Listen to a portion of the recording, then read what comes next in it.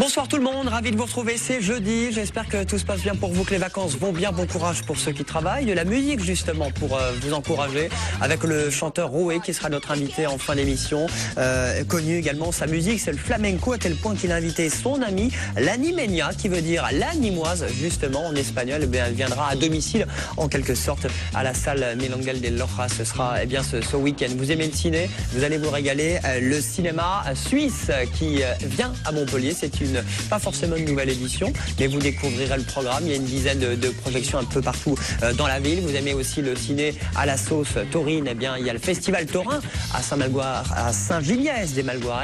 Karine Dianès est sur ce plateau pour nous parler de cet événement qui va se dérouler ce week-end. Les étudiants, ils auront leur gala, il n'y a pas de souci, ce week-end au Zénith pour une nouvelle édition au Zénith Sud de Montpellier. Ce sera ce vendredi avec l'ensemble des étudiants. Vous aimez le basket, vous aimez le sport, le président du BLMA, les basketteuses de Latte, qui jouent un gros match Euroleague avec TV Sud contre les Turcs de Fenerbahçe. Ce sera l'événement à vivre en direct sur votre chaîne de proximité. On va en parler dans un instant avec le président du club de Latte qui est là. Un mot avec Cyril Canon également. Bonsoir Cyril. Bonsoir. La chronique livre, un livre justement à l'honneur ce soir. Oui. À boire et à manger. Eh bien, à tout à l'heure, c'était très court, c'était très bien. Voilà pour le programme, j'espère que tout va bien les amis. Jean Cannes en fin d'émission comme d'habitude, cette semaine c'est l'abbaye de Valmagne. Et puis voici les titres à la une avec la rédaction.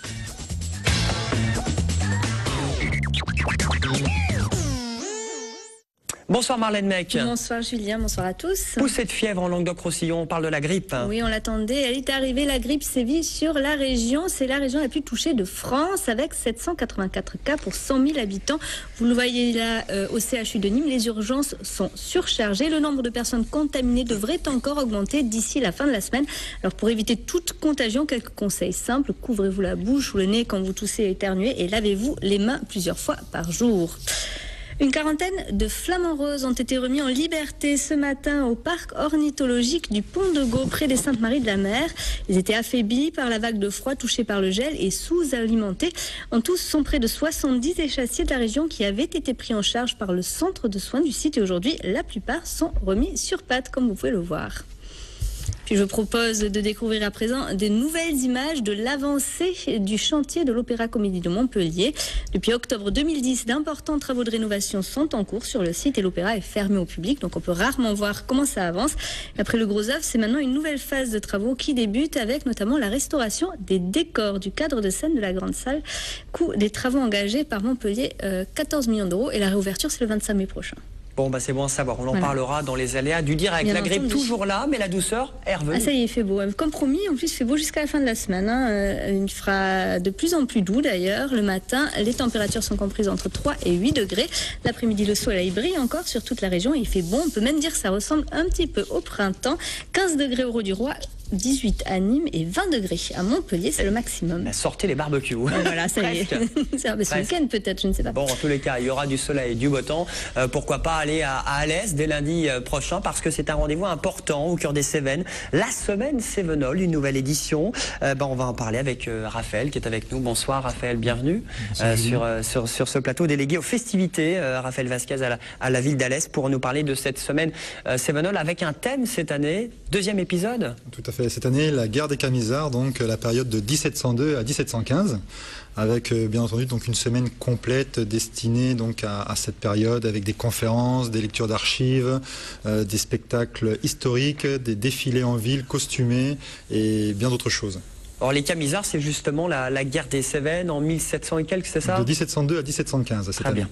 Moi j'ai regardé sur internet parce que je ne connaissais pas forcément sur la guerre des Cévennes. Alors parlez-nous un petit peu de cet événement. Vous allez revivre un petit peu cette période pendant une semaine à Alès? Voilà, tout à fait. Donc à partir de lundi, du lundi 27 jusqu'au dimanche 4 inclus, 4 mars, vous allez assister donc à des conférences qui vont tourner un petit peu autour de ces sujets. Également effectivement des lectures d'archives, des expositions avec des fresques, avec des monnaies d'époque et un point d'orgue bien entendu le week-end donc avec des défilés costumés en ville, donc il y en aura 3 cette année. Samedi et dimanche prochain. Samedi et dimanche pas celui-là, mais le premier week-end de mars. Exactement, tout à fait. Donc il y a encore des costumes à retirer à l'office de tourisme avec une caution de 200 €. Vous pouvez participer au défilé, bien entendu. Donc tout le monde est bienvenu et également donc avec un spectacle, des spectacles, puisqu'il y en aura 2 au Fort Vauban, des spectacles historiques. Donc avec 150 personnes qui vont participer à ces spectacles. Alors c'est samedi 10h30, 17h et dimanche 14h30. Tout à fait. Mais il y aura également des défilés de chevaux en ville, également des démonstrations de dressage sur la place du cratère, donc vraiment beaucoup de choses. Pour revivre un petit peu cette époque, cet événement qu'on ne connaît pas forcément. Oui, c'est une époque. On connaît plus les mines à Alès, c'est pour ça. Voilà, tout à fait. Aussi. Mais bon, c'est quand même une époque qui a marqué effectivement cette région. C'est une époque que tout le monde ne connaît pas, mais bon, qui a été sanglante. Et donc voilà, essayer effectivement de faire revivre un petit peu ce qui s'est passé dans les Cévennes dans cette période. Je suis sûr en plus que Cyril Canon, dans les librairies, il y a souvent des bouquins sur justement peut-être cette période de l'histoire. Beaucoup d'ouvrages sur les Camisards, sur cette période historique, effectivement. Beaucoup d'historiens se sont penchés sur la question. Tout à fait. Puis là, l'occasion de revivre en images. Alors, il y a beaucoup d'animations, il y aura des défilés, on peut encore participer, vous l'avez dit. Voilà, vous faites participer, c'est pas un spectacle, mais voilà, les Alésiens sont acteurs de l'événement. Bien sûr, donc c'est la 3e édition, donc les gens effectivement peuvent participer, les costumes sont mis à disposition, donc bien entendu, ils peuvent venir costumer, participer au défilé. Vraiment, tous les Alésiens, et les grands Alésiens et les personnes qui viennent effectivement également d'ailleurs, sont invités à venir participer à cette semaine Cévenol, qui est une semaine quand même, quoi qu'il en soit, même si la période reste un petit peu sombre, c'est quand même une période, c'est quand même une fête de venir à Alès à cette semaine-là, en espérant bien entendu que la météo sera avec nous. On a vu que Marlène, c'est bien parti déjà pour ce week-end. C'est bien parti a priori pour cette année. Il y a 2 ans, on a eu droit à la neige, donc les gens étaient venus avec des boots. L'année dernière, il a fait très beau, donc avec des tongs. J'espère que cette année, on viendra en pantoufles et qu'on viendra profiter un petit peu de cette belle semaine, parce qu'il y a vraiment beaucoup de choses tout au long de la semaine. Et je profite également, puisque tout à l'heure, on va parler du bien boire et bien manger. Il y a également des espaces restauration, puisque sur le Fort Vauban, il y a des restaurateurs qui seront présents. Beaucoup de restaurants sur la ville d'Alès participent également en proposant des menus un petit peu d'époque avec des soupes de châtaignes, des escargots, voilà, vraiment beaucoup de choses. Et puis dès lundi, l'inauguration, lundi soir. Tout à fait, lundi soir à 18h au pôle culturel de Rochebelle, donc l'inauguration de cette semaine. Et ce sera quoi en ouverture ? En ouverture, on va commencer, donc il y aura des lectures d'archives qui auront lieu donc aux archives d'Alès, mais il y a aussi des projections du film Les Camisards de René Alliot, avec la présence de Rufus qui viendra cette année assister à cette semaine. Donc vraiment beaucoup de choses. Simplement pour les personnes qui sont intéressées, vous avez un site qui est le semaine-sevenol.fr où vous avez toute la programmation de cette semaine. Pour la semaine Cévenol à Alès, ça commence dès lundi prochain pendant une semaine. Merci beaucoup à Raphaël pour cet événement qui s'annonce plutôt sympathique. On va parler d'un autre rendez-vous, le Festival du cinéma suisse. Est-ce que vous connaissiez Raphaël ? Du tout, j'ai reçu une petite plaquette très sympathique. Donc, que Marina a glissé légèrement, parce que Marina s'en occupe justement avec Christine, qui sont toutes les deux les organisatrices de ce festival suisse cinéma à Montpellier. Alors c'est la cinquième édition, Marina, c'est ça ? Oui, c'est bien ça. Alors je voulais quand même préciser que c'est Christine qui était à l'origine de cette semaine de cinéma suisse, arrivée en tant que Suissesse à Montpellier et assez surprise que le cinéma suisse en fait soit très mal connu ici. Elle a lancé une première édition toute seule.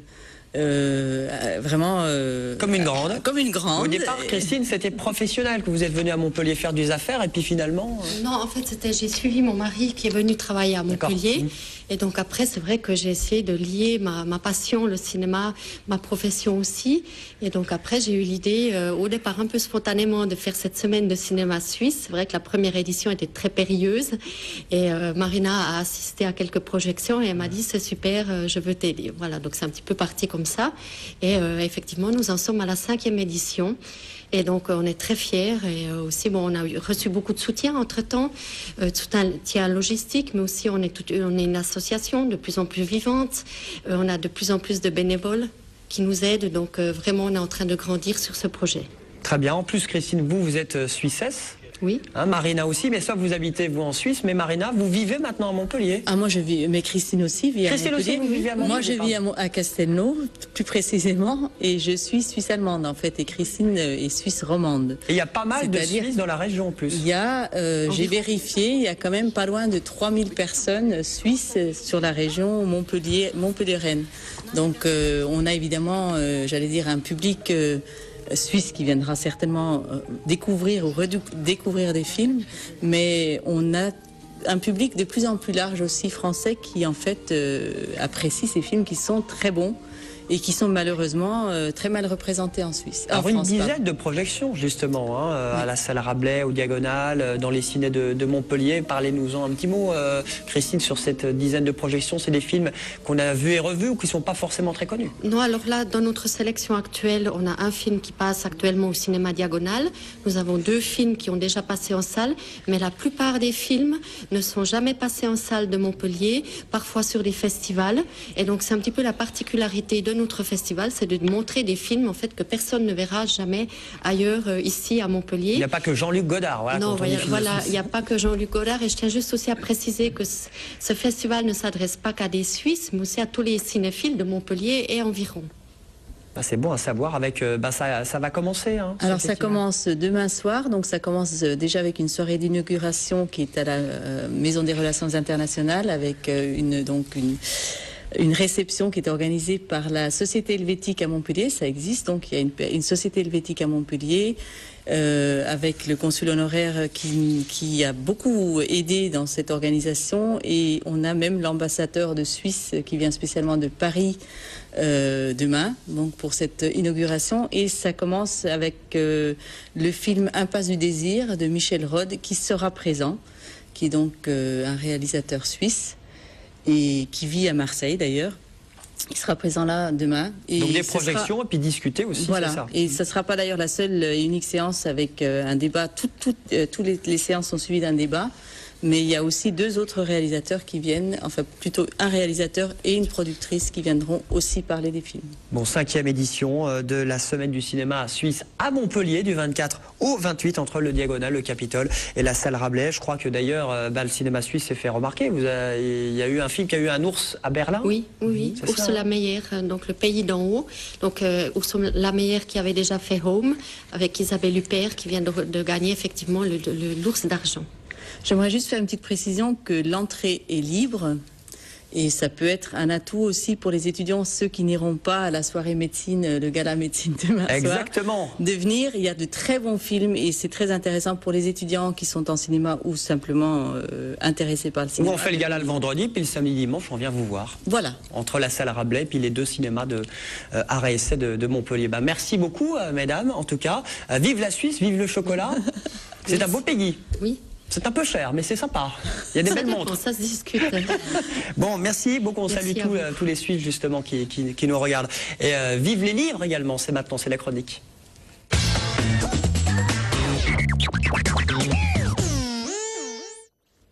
Avec Cyril Canon. Alors lui, il aime peut-être bien la Suisse, il aime bien Alès, il aime bien les Causards, mais il aime bien boire et manger. C'est justement l'ouvrage de votre livre. Effectivement, moi j'ai eu un véritable coup de cœur pour cette bande dessinée, car en fait il s'agit d'une bande dessinée qui est le prolongement d'un blog culinaire de Guillaume Long, qui en est l'auteur.